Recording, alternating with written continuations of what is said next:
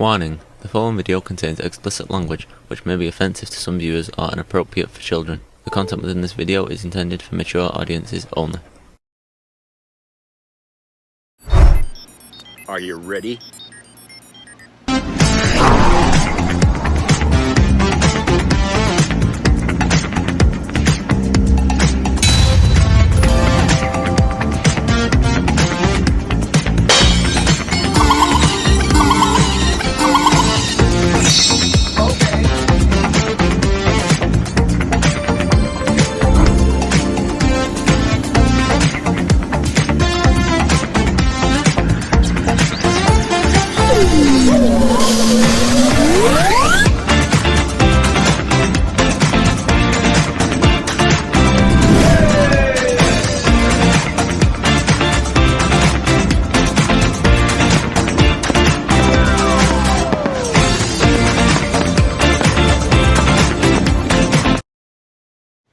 Hey everybody, it's Jeff.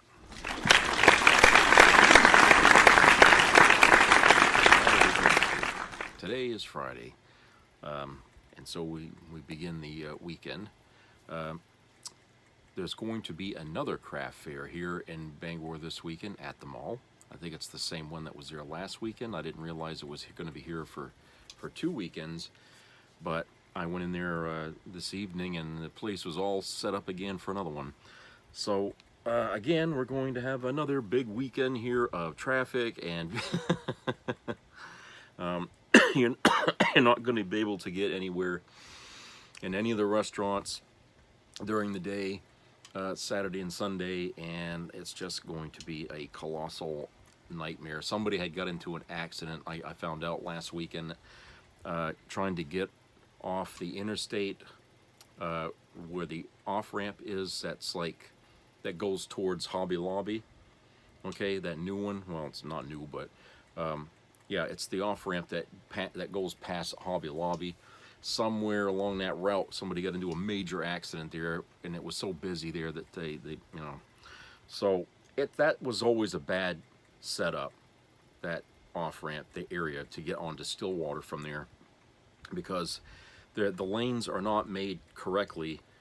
They bottleneck you in the spot just before you make that turn to the on-ramp to the interstate, and the off-ramp bottlenecks you as another on-ramp for people meeting the other incoming traffic, and they kind of merge into the same lane, which creates this problem where a car could run into another one. So I don't know, it's a fucking nightmare. They're gonna have to rethink that eventually.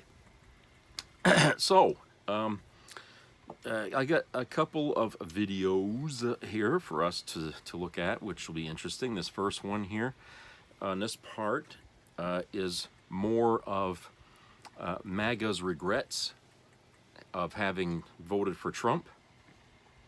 And it's amazing how quickly after the election, MAGA has begun crying their tears now.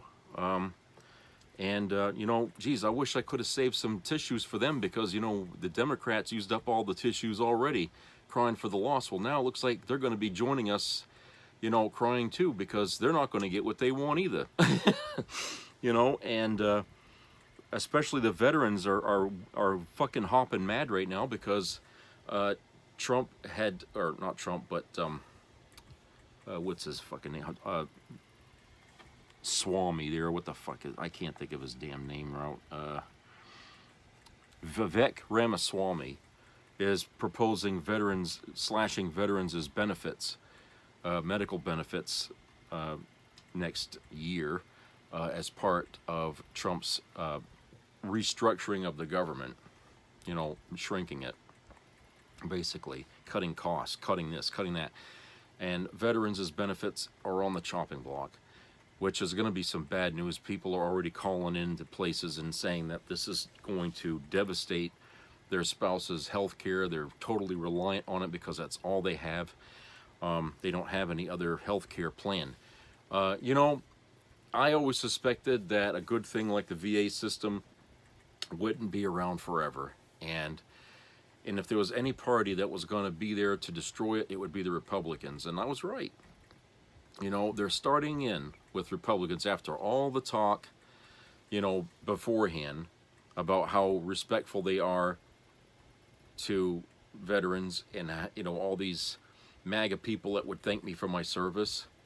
Well, you know what? Your thanks don't mean anything now, okay? So don't bother thanking me anymore if you voted for Trump, because Trump is going to get away with this, and there's not enough really clout from the Democrats to oppose it. And I feel like, you know, how much more do veterans have to sacrifice for this country? Now we have to sacrifice for the billionaires who don't want to spend more in tax dollars to help out veterans, you know, in their health care. I mean, is that what they got to do now? They have to die for the billionaires in this country. Is that really appropriate? You know, not to mention what they're probably going to do to military pay in the service. They'll probably cut that again. And I feel like, you know, this is a betrayal on such a scale to the veterans. But, you know, Trump never really said anything nice about veterans in the first place, right? He called them suckers and losers, you know. And he would use the Arlington Cemetery for photo ops. You know, he didn't give two shits about them, and he still doesn't. You know, he doesn't like the military leadership because he knows they don't like him. But, you know, this is a guy who's got no care at all for veterans, and yet you got some veterans out there that voted for his ass. I told you guys you were traitors. Now you're going to find out what being a traitor means. All right, I told you.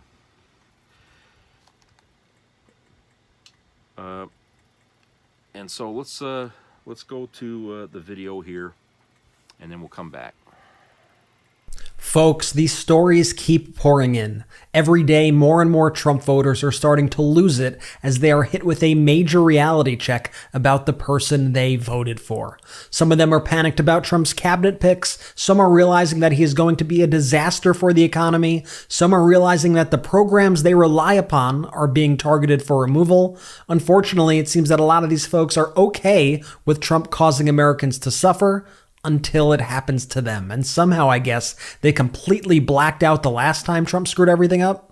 I'm going to share some of these stories. My name is Brett Meiselas with the MeidasTouch Network. Remember to hit subscribe and help us get to 3.5 million subscribers. Let's dive right in. Here's the first.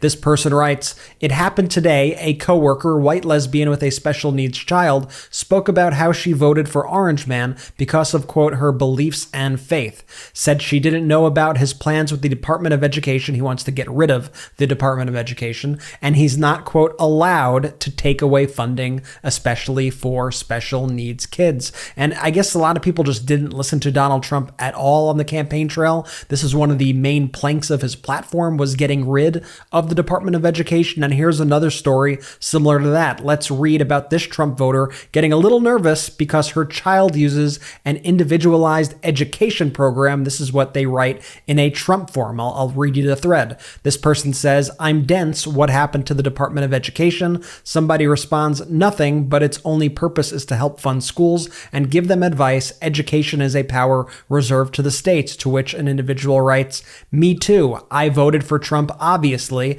and agree with mostly everything, but I keep seeing stuff about this and getting a little nervous as I have a child with an individualized education program. I need someone who is smart on the topic to reassure me this will be okay without the fearmonger stuff I keep seeing." To which somebody on this Trump forum responds, "It'd be left to the states to manage and fund like abortion, so just move to a state like California if your state doesn't offer the education service you want. Yeah, everybody could just pick up and move. Great idea." Yeah, people don't realize that this isn't fear-mongering. This is actual stuff. These are plans that he has made the intention of getting rid of himself. He has said this out loud over and over and over again. Here's a small business owner and a Trump supporter speaking about potentially losing their health care under Donald Trump. They write the following: Small business owner and potentially losing the Affordable Care Act healthcare law.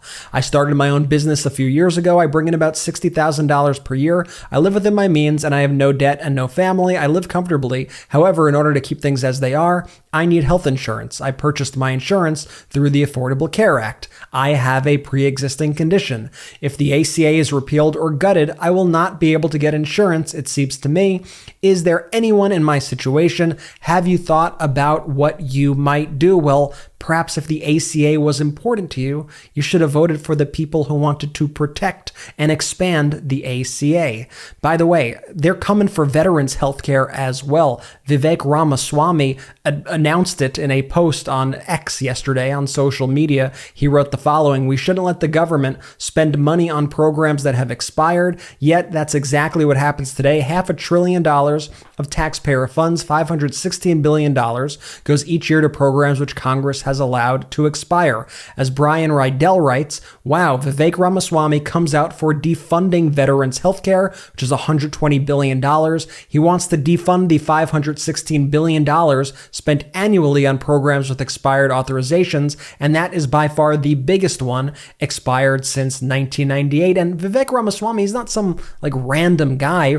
Ramaswamy was put on this kind of fake government committee, this fake government department that Donald Trump said that he is creating with him and Elon Musk, and their job is to get rid of essential government programs. Their job is to fire government employees. And this Brian Rydell, I'll talk to you about him in a little bit, but this is a conservative guy speaking about this. And as he says here, he writes, "Here's a breakdown of the largest federal programs with expired authorizations. I'm a strong fiscal conservative, but not sure about getting rid of embassies, veterans health, NASA, etc." And you could see the list here of all the things that Ramaswamy and Elon Musk want to cut from the government. As I said, this is not like a random person. This guy who is giving us this information is a senior fellow at the Manhattan Institute. That's a conservative think tank, and he focuses on budget, tax policy, and economic policy. He used to work 6 years as a chief economist to Senator Rob Portman in Ohio, and he served as director of budget and spending policy for Marco Rubio's 2016 presidential campaign and was the lead architect of the 10-year deficit reduction plan for Mitt Romney's 2012 presidential campaign. So this is no liberal, this is no Democrat, this is the person calling out Vivek Ramaswamy, Elon Musk, and Donald Trump's plan to gut veterans' healthcare. Here's another comment that somebody sent in. "A Republican friend just called me in a panic. She just read about the plan to cut funding for veterans' health benefits. 3 months ago, I told her that was the plan. She didn't believe the government would turn on veterans. I said to her, he calls them suckers and losers. What made you think he gives a damn about veterans? Her husband has numerous health issues and relies solely on the VA. I told her she'd better prepare herself for what's coming for her." I don't understand where these people get the idea that Republicans are good for veterans.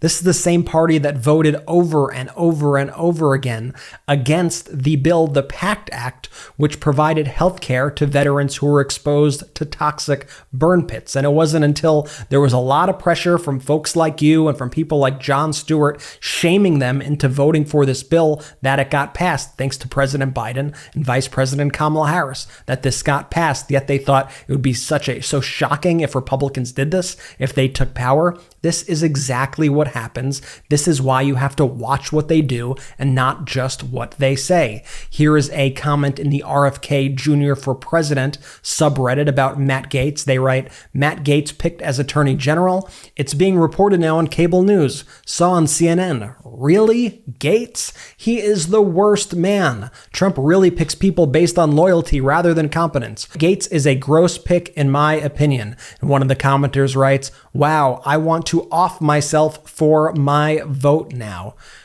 We knew this about Donald Trump beforehand, didn't we? We all knew this about Donald Trump. I'm not sure how you got deluded along the way, but everybody knew this is exactly what Donald Trump does. Here's a post from the conservative subreddit about Matt Gaetz as well. This person says, "I don't want just a MAGA for 4 years. I want a Republican Party that is conservative and appeals to the majority of Americans for the next generation and beyond. Gaetz does not serve that goal. Trust is earned in drops and lost in buckets. And another conservative person responded to them, writing, the traditional conservative Republican Party you want is gone. It died in 2015. Yeah, this MAGA movement is not conservative. I don't even think Trump calls it conservative at this point. It's an authoritarian, weird, fascist, just bizarro movement. I don't know how you could think that this is in any way conservative. By the way, a conservative writer, Ben Dominick, this is the guy who is married to Meghan McCain. He's the editor-at-large of The Spectator World and co-founder of The Federalist. These are two of the most influential hubs of conservative thought, had this to say about Matt Gaetz. He wrote the following: Matt Gaetz is a vile sex pest, and any senator who votes for him owns that. He says, I realize that we are occasionally given to hyperbole about the untoward nature of politicians, but let me be clear. Matt Gaetz is a sex-trafficking, drug-addicted piece of shit. He is abhorrent. His eyes are permanently rimmed with the red rings of chemical boosters. In person, he smells like overexposed Axe body spray and stale Astroglide. The fact that he boasted on the floor to multiple colleagues in the House of Representatives of his methods of crushing Viagra and a high-test Red Bull to maintain his erection through his orgiastic evenings is perhaps the least offensive of many of his crimes against womanhood and Christian faith. The man has less principles than your average fentanyl-addicted hobo. He likes them underage, and he is not ashamed about it. Ben Dominick not mincing words there about Donald Trump's pick, and you could kind of say a lot of the same things about Donald Trump if I'm being honest. This is a senior editor at the National Review, another top conservative publication. And this is about the Robert F. Kennedy Jr. pick to lead the Health and Human Services Department. Charles C.W. Cook, the senior editor of National Review, writes, another disaster pick. This is just a complete and total mess, folks. And speaking of these picks that I mentioned, did you know that Donald Trump has announced plans to nominate around 7 men to cabinet posts, and 3 of them have been accused of sexual misconduct?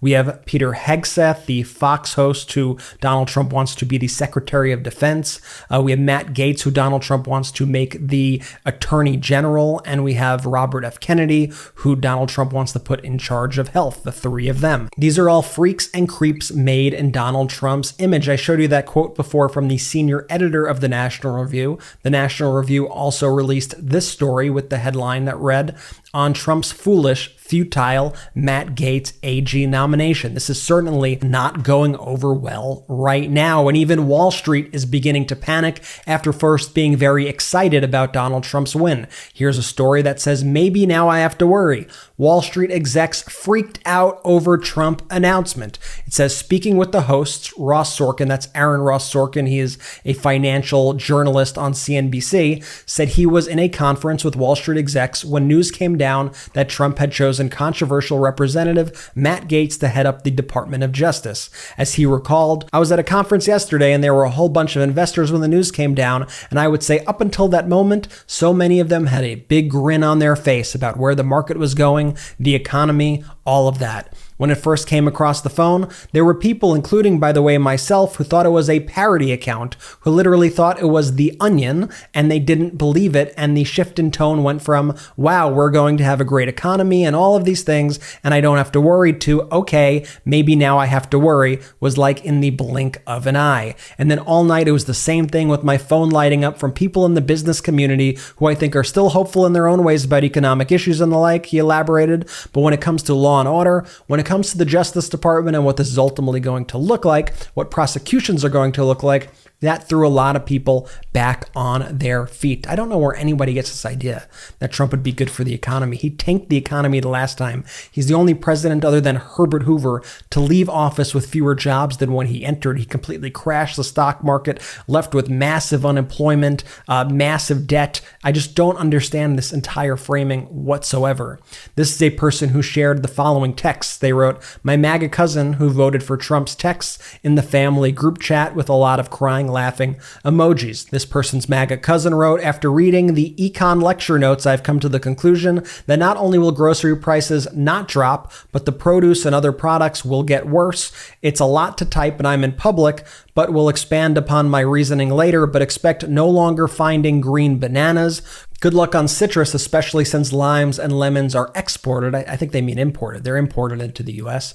Dessert and pastry prices will skyrocket. Yeah, that's what tariffs do. That's what tariffs are. They are designed to increase prices. They are a tax ultimately on the consumer. The consumer will pay that tax. The foreign country, they don't pay that tax. You pay the tax. The American business pays that tax. That's how tariff works. That's Econ 101. I'm glad you're in the class. I'm glad you're learning. A little late, but here we are.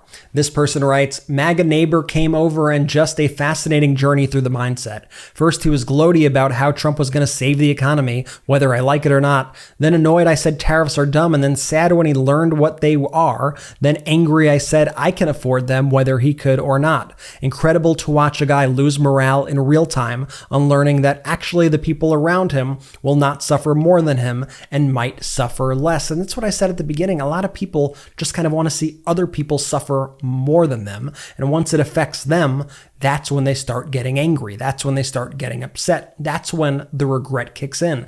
I wish it didn't have to come to that. I wish people could acknowledge that nobody should be suffering, but that is the mindset of these Trump voters, or at least far too many of them. Here's a company announcing that they have to do cutbacks as a result of these tariffs. They wrote the following email to their team. Team, in light of recent events regarding the election, we are now facing severe headwinds in the form of tariffs that would adversely affect the company in 2025. Tariffs on the order of 20 to 100% are in play for 90% of our supply chain vendors.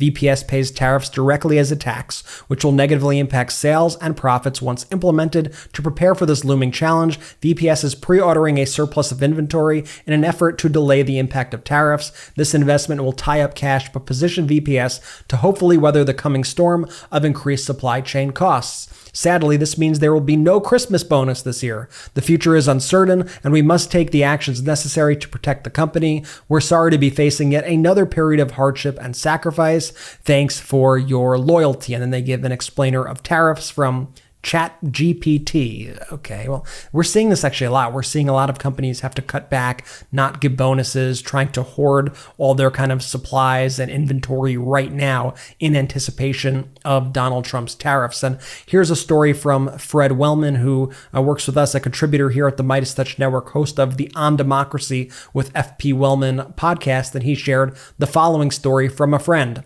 Someone I know had a meeting with a Trump agriculture transition team member. The person said, surely you're not going to impose tariffs on food imports. He responded, why wouldn't we? And my person said, because about 30% of the food Americans regularly consume cannot be grown here. And this will cause widespread food shortages. Think coffee, cacao beans, many fruits and veggies, especially off-season and tropical. The Trump transition team member said, maybe Americans shouldn't eat those foods. If that doesn't give you an insight into the mindset of this administration, then I don't know what will. Trump, meanwhile, is expected to try to eliminate the electric vehicle tax credit. That's the tax credit of up to $7,500 on new electric vehicles. This is apparently one of Donald Trump's number one priorities. This caused the Tesla stock to drop by nearly 6% yesterday. And you might ask, is Elon Musk upset by this? Elon says that he's cool with it, and I kind of understand why he would be. And Tesla got to take advantage of these tax credits, and now it's his competitors who are really the ones who are getting screwed. Meanwhile, Elon has a front row seat in the government. He is, for lack of a better word, steering the ship right now along with Donald Trump. He has all of this power. I think this is the least of his concerns of the moment. This next Trump voter is concerned about their grandmother being deported. This person shares, my friend who voted for Trump was crying because his grandmother may get deported back to Colombia. All I could say was, you can visit her. You have to think about other people in your lives when you go into the polling place. You have to think about other people. I don't know how many times I could possibly say this.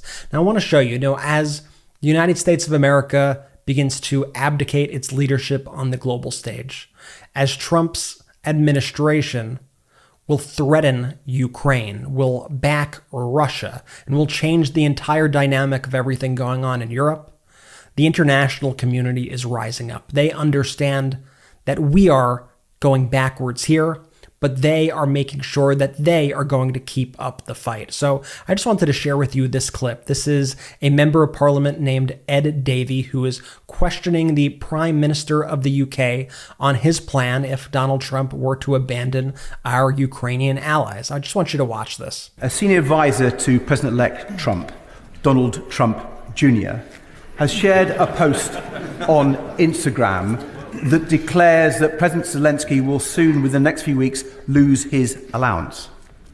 If the Trump administration does withdraw support from our brave Ukrainian allies, will the UK and Europe step up to fill the gap? Will he seize frozen Russian assets, not just the interest, but the assets underlying that, so we can fund a huge boost to the Ukrainian forces in their fight against Putin's war machine? Mr. Speaker, as he knows, we've been resolute and strong in our support for Ukraine in the face of Russian aggression. And I have been speaking, as he will know, in recent weeks with other leaders about how we put Ukraine in the best and strongest possible position at this time. And I'll continue those discussions. Thank you. You know, I find that heartening. I also find it honestly quite embarrassing that we need these other countries right now to fill in this void left by the lack of American leadership because of this new Trump administration. It's honestly very sad to see, but that's where we are. I hope you enjoyed these stories, and I'm going to keep sharing them because I think it's very important that people understand the consequences of their actions and understand that voting matters.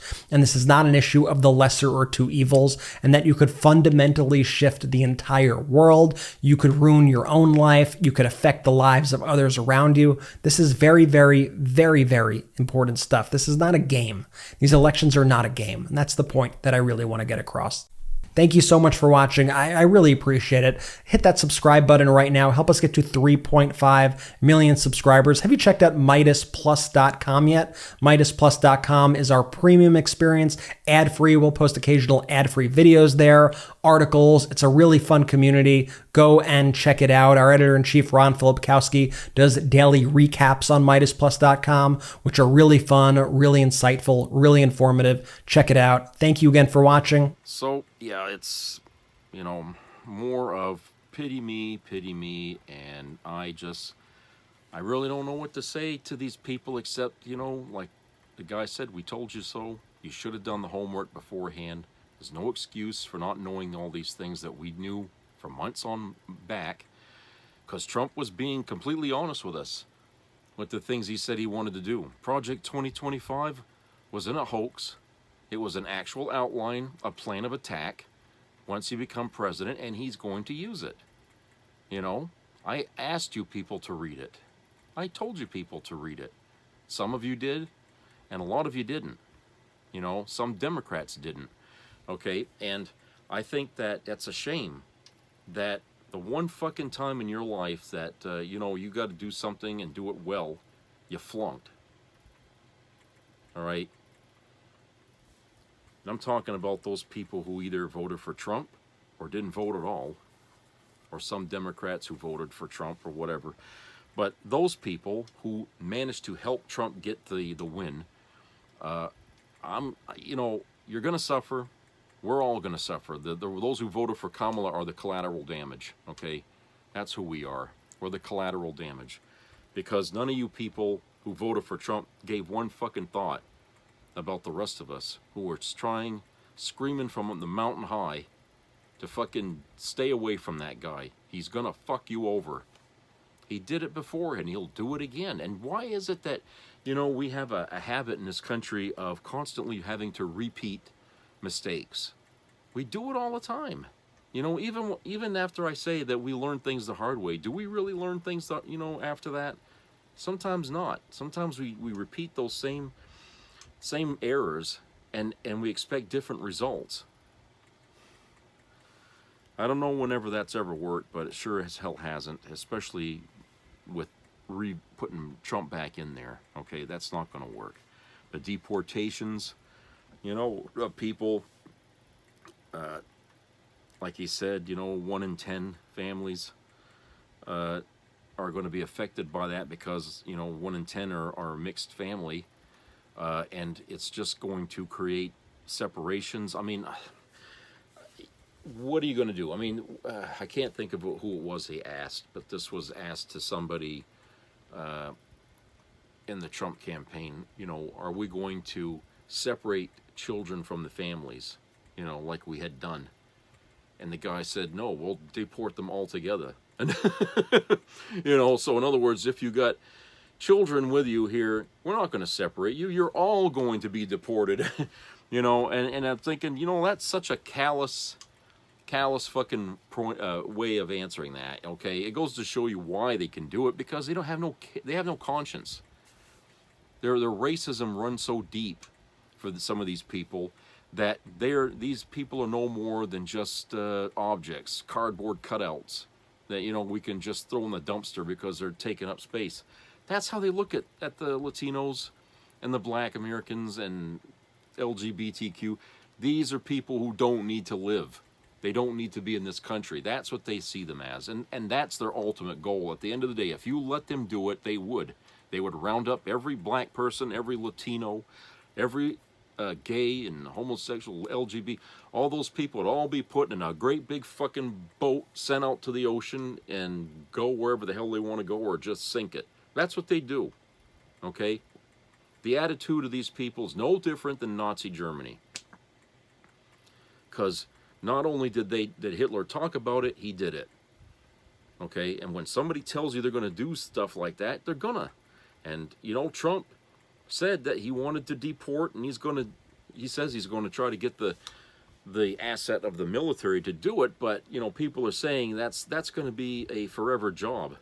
You know, we don't have enough military to accomplish exporting millions of Americans out of this country. You know, and the chaos it would create, it'd be unimaginable. You know, not to mention it would be political suicide, because when you start attacking people who voted for you, that resentment is like a virus. It gets around really quick, and before you know it, everybody's after you. Everybody hates you. Whether they voted for you or not, they're going to hate you. So Trump, I mean, if you're looking for a way to get impeached or you know, shot at by somebody again, this is the way to do it. Okay, if you're trying to make more enemies than you could possibly have or handle on your own, this is the way to do it. You want to destroy your legacy forevermore, which you did already, but if you want to re-destroy it, this is the way to do it.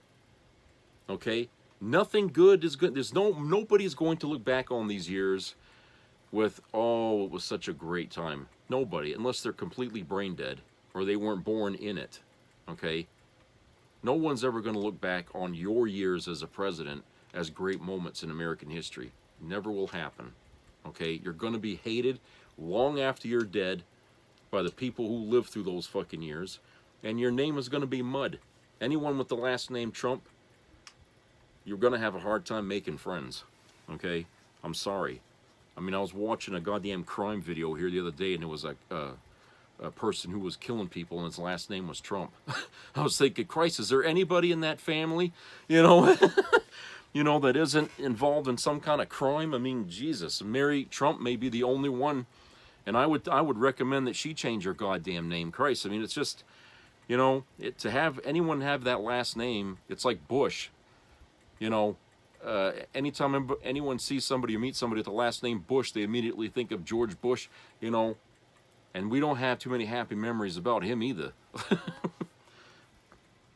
remember this guy told me, I'll never buy another can of Bush baked beans ever again. And I thought that was funny because, you know, it's just the idea that that's how mad they are, that the name Bush just brings that anger. Well, Trump is going to be another name that's only going to bring anger. And anybody with that last name is going to be persona non grata in this country. All right, so let's go... Well, let's go to a commercial break, okay? And we'll be right back.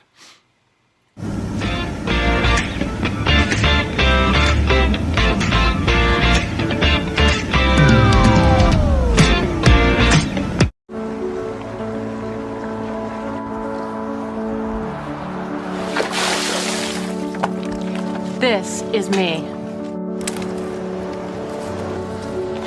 This is me.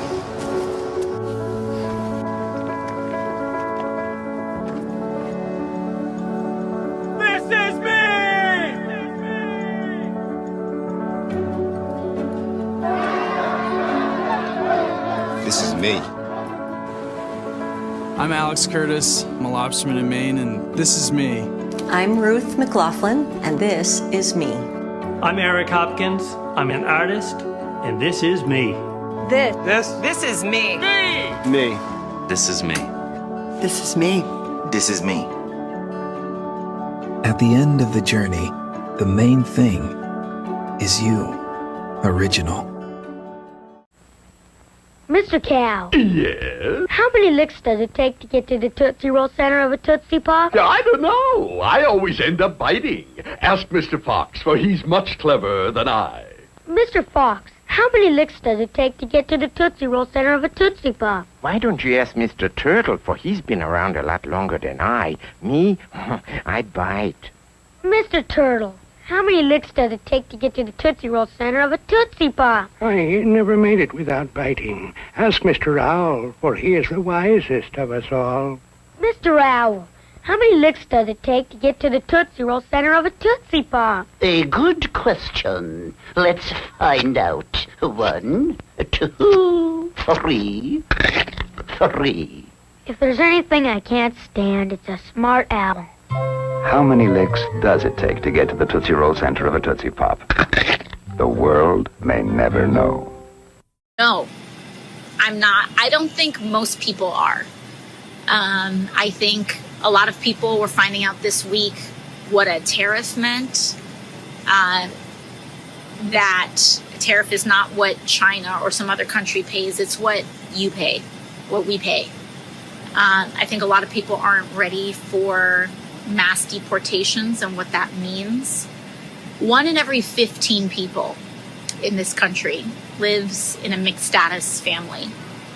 So that means that we're talking about 1 in every 15 people potentially having their families broken apart. I don't think we're ready for that, including what that means for the economy. I don't think we're ready for the censorship that is coming, and for a whole lot more. But our job right now is to get ready and to prepare. We know that his policies will be more inflationary. He's going to add something like $5.8 trillion to the deficit. Kamala only $1.2 trillion.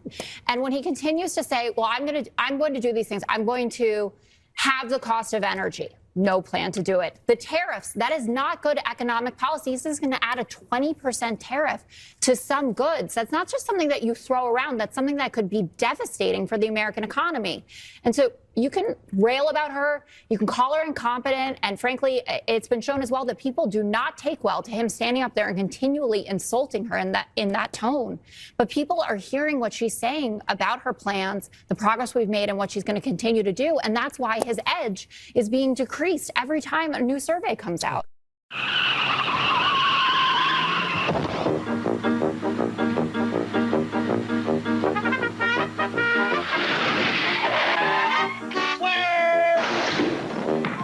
When you drive to Wendy's and order a single, you get more beef than the Whopper or the Big Mac.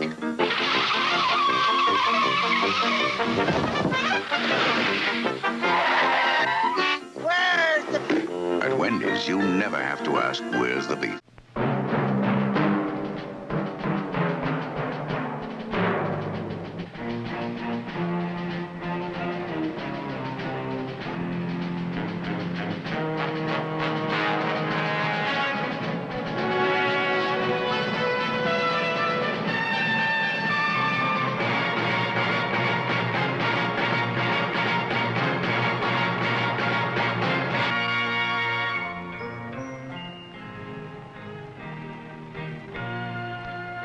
Some people have a deep, abiding respect for the natural beauty that was once this country.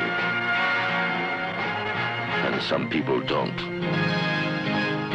People start pollution. People can stop it. Write for Pollution Booklet, Box 1771, Radio City Station, New York. Be a part of the entertainment value of a lifetime.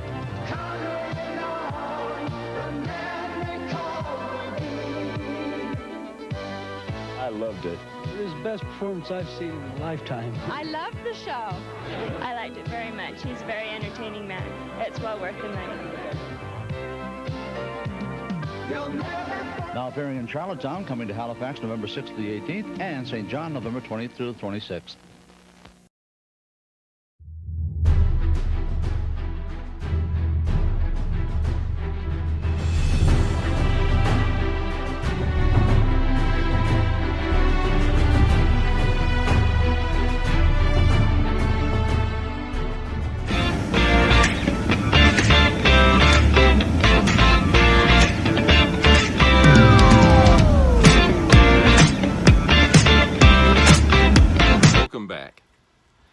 Okay, well, I want to show you this. Somebody is selling these stickers of Donald Trump, and what it says on the bottom, because I don't think you can see it, is it says, "Did the price go down yet?" I'd like to get some of those and put them on the windows of the people with their Trump stickers on there after a few months and see, you know. And remember, in the last video I told you about Alex Jones's internet show being auctioned off and bought by The Onion. Well, here's Alex Jones here in a little video I recorded of his of how he was reacting to it. So let's play that here. Ladies and gentlemen,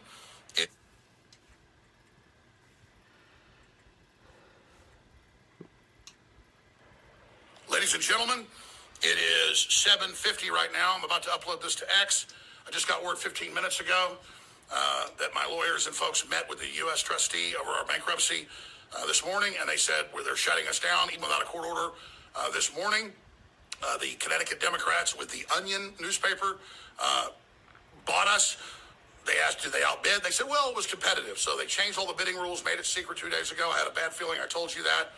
And just like they tried to shut us down back in late May without a court order, they're supposed to have a court order. There's going to be injunctions filed. I'm about to go live out of Harrison's American Journal studio. I don't know what's going to happen, but I'm going to be here until they come in here and turn the lights off. And I'm going to say, where's your court order? So this is all going down right now. They want to silence the American people, but we're not going to be silenced. Be sure and follow me at the Alex Jones Network at AJN Live on X right now. They're filed in court to take real Alex Jones away. That's totally unconstitutional. The judge already said no, so they filed in other courts. So live feed going up by the time you see this at AJN Live and at Real Alex Jones right now. Share this everywhere. This is a total attack on free speech. The deep state is completely out of control. The private security hasn't even been told all this yet. They tried to tell them last time, the other U.S. trustee, to shut us down with a court order. These folks said no. So this is all happening right now. This is the tyranny of the New World Order, desperate to silence the American people. The mandate of Trump against all the lawfare, they don't care. So the system still thinks it's in charge. I'm going live right now from what probably will be the last transmission from this building. God bless you all for your support. Please support our sponsors so we get funds to stay on the air at the Alex Jones Network, thealexjonestore.com. Take action. I need your support. InfoWars is really the detonator for this whole global movement that's happening. Your support did that. You're the reason it's happening. You are the resistance. God bless and good luck.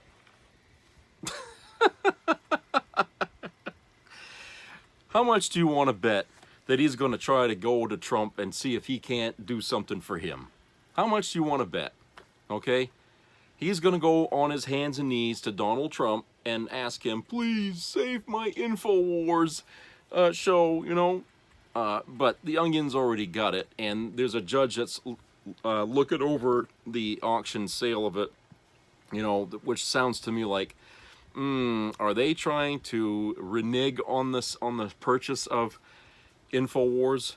You know, I don't know. That it sounds odd to me that they would have a judge go over the sale of this thing. And the fact that he says, you know, he's the voice of America, he ain't even got a voice decent enough for himself. How the hell is he going to speak for America? And he wants to set up a resistance, right? When Trump has just been elected president, he wants to set up a resistance. Okay, I'm sorry, but that guy is completely out of his mind, you know, and everything he was saying, you know, is all bunch of hyperbole and crap, and it's just, I don't know. He's never going to change. That fucking guy He's definitely got a problem mentally. He really does. That's the only explanation that I can give about that. All right, so this next video right here that I'm going to play is about China and how China has been growing, you know, economically speaking, and through, you know, tech giants and stuff like that, and also how Trump's tariff, you know, on China, when he did it the first time in his first presidency, that China didn't really suffer from that. In fact, they sailed right through it because their government or their country or whatever had a, you know, basically was neck and neck with us. They became a powerhouse, technological powerhouse, and, you know, they were able to trade with other countries without having to worry about the United States so much. And so Trump talking about doing this again and expecting a different result is just laughable to China, because they don't really care. They could put, you know, a 2,000% tariff on China, but China doesn't have to fucking deal with the United States. Okay? They don't. And here's something somebody had brought up about this thing here, and said, you know, if China really wanted to try to bring stuff into the country, they could easily ship to Mexico and have things brought into this country through Mexico and avoid the tariff altogether. Okay? Now, I realize Trump wants to put tariffs on all imports, but he wants to hit China the hardest. And so, you know, if China decides to ship things in through Mexico and get through the system, then they would, you know, conceivably not end up having to hit the consumer with such an increase in their goods. Which, you know, in you know, my view, I think they should try if they can do it and it works. There's a lot of places online that would just vanish if people just stop buying from them. And I'm thinking one off the top of my head is Temu and Shein, or whatever the hell they call it. Those are places that, you know, sell online to the United States, and so a huge tariff on them would sort of, you know, put those two things out of business here. I mean, people just simply would not buy. And Walmart also would take a huge hit on imports that they get from China. This happened before, and I remember how during the holidays, Walmart's holiday stuff was just, you know, scarce. You know, I mean, they used to have some great decorations and things like that in their store, you know, that was all coming in from China, and I believe other countries as well. But during Trump, you know, Walmart suffered, you know, with sales, because a lot of the good things that they used to sell in the store at that time, they didn't. Now, since Biden been in there, they got a lot of that stuff back on the shelves. They did great this Halloween. And right now, going into Christmas, they got a ton of stuff there on the shelves in it for Christmas. It's not going to be like that next year if he enacts those tariffs. So it's of no use. If he's trying to hurt China with tariffs, it's not going to work. China's not going to give a shit about the tariffs. And just to be nasty, they'll put tariffs on imports from America, which would cause Chinese people not to buy our stuff, which is what happened before. And that caused the farmers, you know, the soybean farmers went bankrupt all over the country. They lost so much money. It was a devastating result of a trade war that didn't need to happen. Okay? And, you know, that was one of the things I wished Biden had lifted on China, but, I mean, instead he decided he wanted to keep some of Trump's policies in place. But I think when it came to the tariffs itself, you know, that was reduced and, you know, made it easier for things to come here. But, you know, if Trump's really going to hit back hard on that, who benefits from that? Think about that for a minute. Who's going to benefit, you know, when people can't buy stuff here in the States? Who's going to benefit from that? If somebody can answer that for me, I wish he would, because I really would like to know. Because Trump doesn't do anything that's not going to benefit him, all right, or his buddies, whoever, you know, like Elon Musk or somebody. So putting a tariff on China, you know, what's that going to do? You know, is it going to help Elon Musk, you know, with this EV, you know, thing that he's got going here? I mean, is that going to help him somehow? I don't know how, because a lot of people that I talk to about the Tesla says that's a shitty piece of crap for a car. You know, it's got problems and, you know, things like that. So it doesn't have a good reputation in this country. So, you know, do you think that's going to make people want to buy more Teslas? I don't know. And like I said, you know, other countries who are going to be hit with a tariff, like I said, it's very possible that they'd retaliate equally with tariffs. And when you start tariffing each other to death, I mean, what are you going to do? You're going to stall the economy. You're going to cause a recession, and eventually even a depression. And, you know, how is that going to make things better? How is that going to lower prices? Well, it's not going to lower a goddamn thing.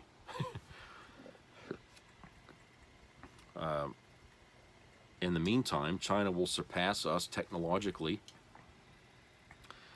And, you know, it's crazy how this plays out here. But let's go to the video here so you can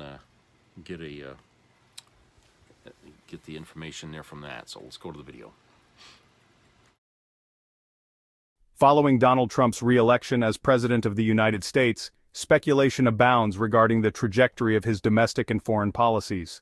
Trump has pledged to impose a sweeping 10 to 20% tariff on all U.S. imports, but has indicated that even tougher measures are reserved for China, with potential tariffs on Chinese imports ranging from 50 to 100%. This message, clearly aimed at rallying nationalist support during the election, raises questions about the feasibility and potential impact of such plans. In this analysis, we explore why these proposed tariffs may ultimately harm the U.S. economy more than China's.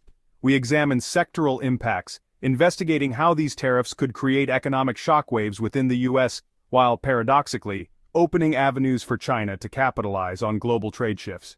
To set the stage, we first turn to Trump's initial term, when he introduced a wave of tariffs, and review the economic repercussions that followed.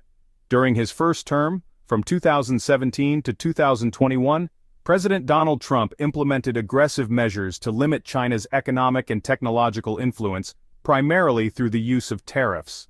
President Trump's administration adopted a confrontational stance toward China, aiming to address trade imbalances and perceived unfair trade practices.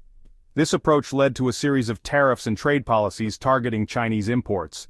Tariffs were a central component of Trump's strategy to curb Chinese imports and bolster American industries. Key actions included steel and aluminum tariffs.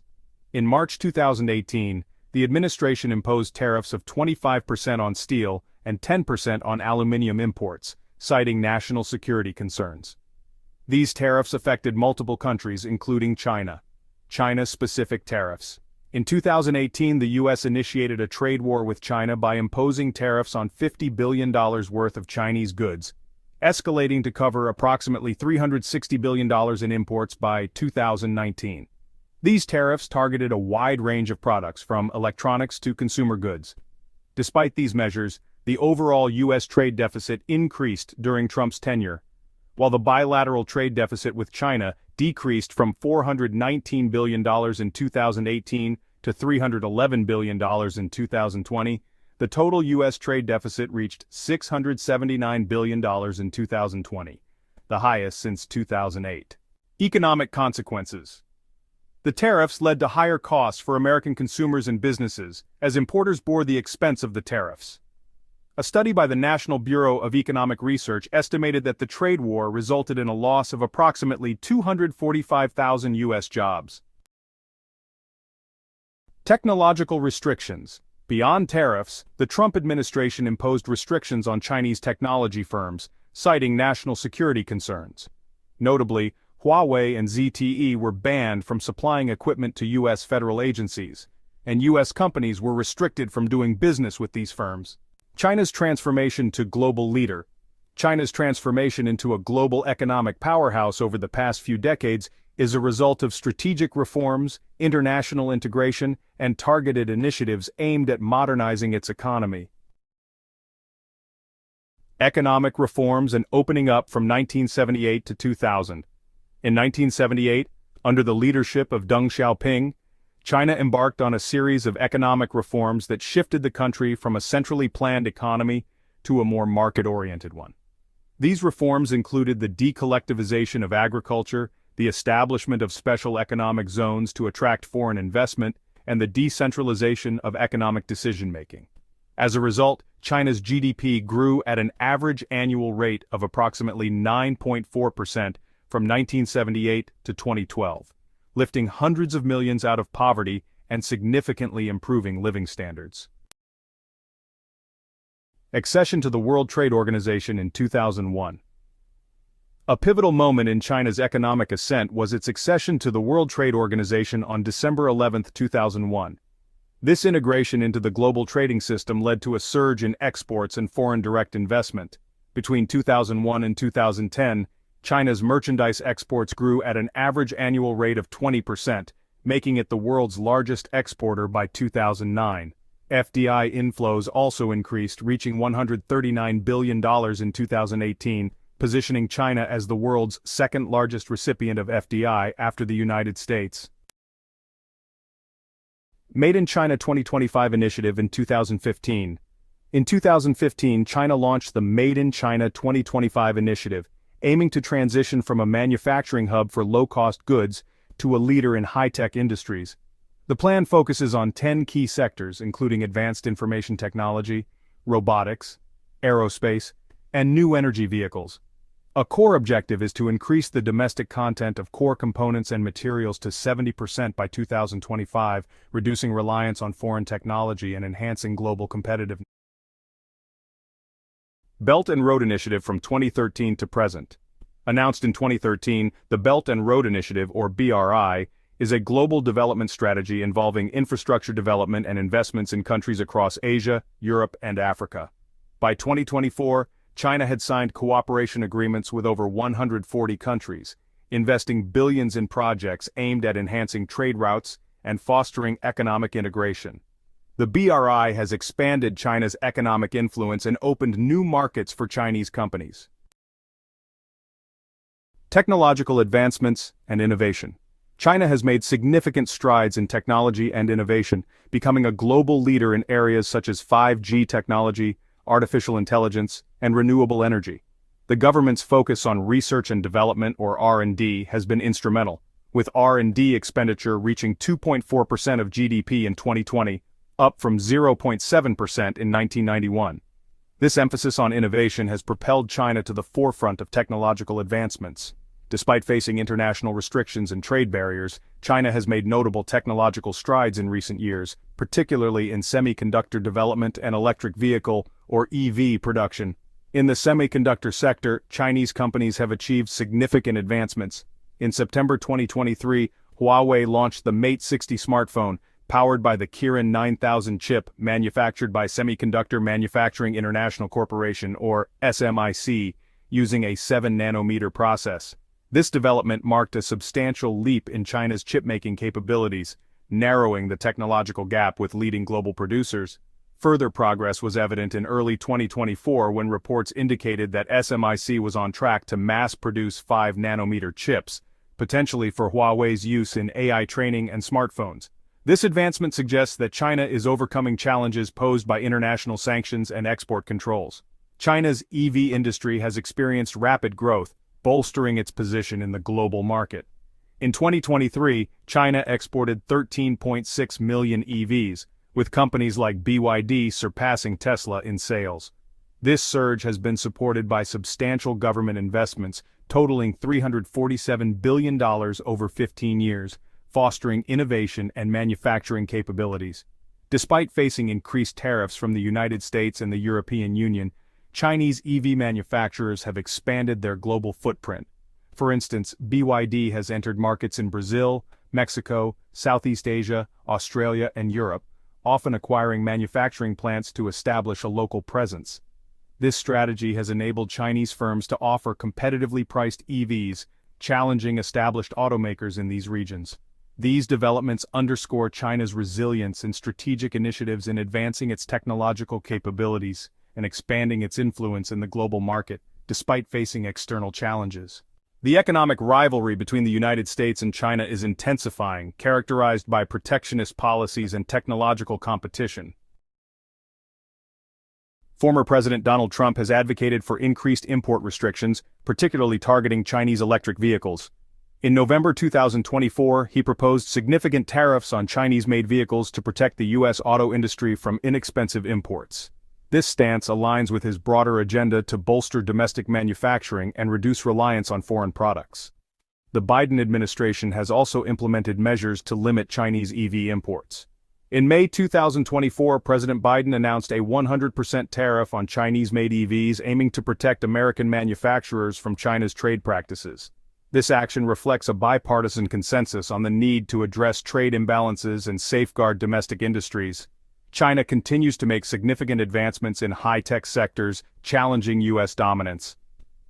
The Made in China 2025 initiative has propelled China to achieve leadership in areas such as high-speed rail, graphene, unmanned aerial vehicles, solar panels, and electric vehicles. Despite U.S. efforts to contain China's technological rise through tariffs and export controls, China has maintained its trajectory toward technological supremacy. In the field of artificial intelligence, China has developed platforms like Supermind, which tracks global scientific research to identify technological breakthroughs and talent.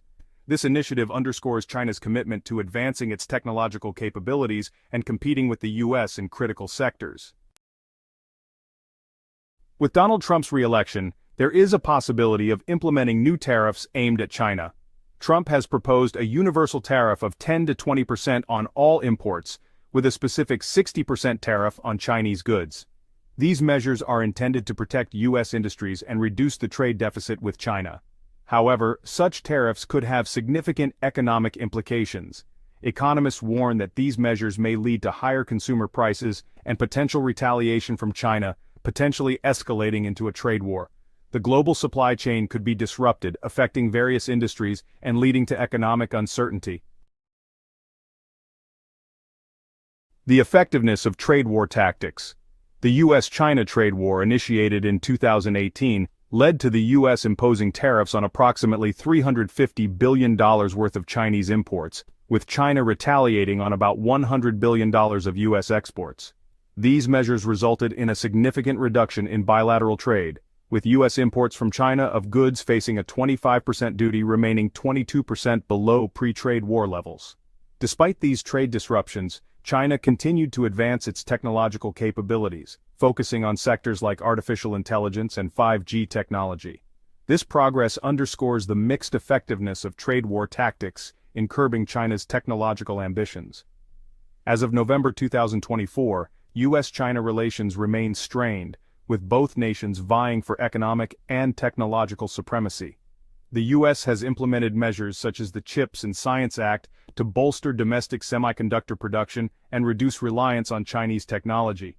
China, in response, has sought to strengthen ties with U.S. allies and diversify its trade partnerships to mitigate the impact of U.S. tariffs. This ongoing strategic competition suggests that tensions are likely to persist, with both countries striving to maintain or enhance their global economic positions. That's all for this video. Thank you for watching this video. We sincerely appreciate you joining us today. If our content resonated with you or sparked inspiration, please consider expressing your support by liking it and subscribing to stay connected with our community. Your support holds immense value for us. You can watch another video of our channel, which is now on. Alright, so you think anyone is going to stop Trump from doing this economic bullying? You know, I don't think so. I'm afraid that the reality is that we're all going to suffer. You know, the struggle will go on for people to try to be able to feed their families. People are going to, you know, this doesn't encourage people to eat well. Okay, when the only good food, or when the only least expensive food is the shit food that people eat. Okay, how is that helping the health of this country? You think RFK is going to give two shits about that? You know, I don't think so. I think, you know, when you start to see diabetes rates, you know, skyrocket, and you start to see people, other people kind of starving because they can't afford to feed them, you know, and the kids' only good meals are going to come out of a fucking school, you know, because they ain't going to be able to eat when they go home because the parents can't afford to buy stuff, you know, and it's going to put a huge strain on the SNAP food programs throughout the country, because more people are going to fall into that program because they'll lose their job. Because, you know, there's already talk about how many Americans are going to lose their job under Trump because of the tariffs that would result in a lot of places just closing their doors because they won't be able to afford doing business anymore. There's already talk about no Christmas bonuses for a lot of people this year because they're bracing themselves for what's to come. You know, so the shitstorm is already starting, and he hasn't even been sworn in yet.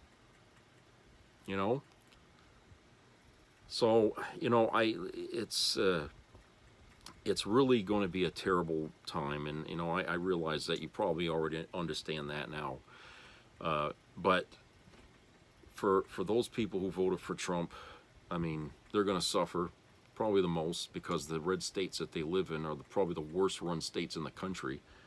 You know, they got the highest homeless rates, they got the highest unemployment. You know, those people are exploited over there, you know, a lot. Yeah, you just don't want to live in a red state if you're trying to get anywhere in life.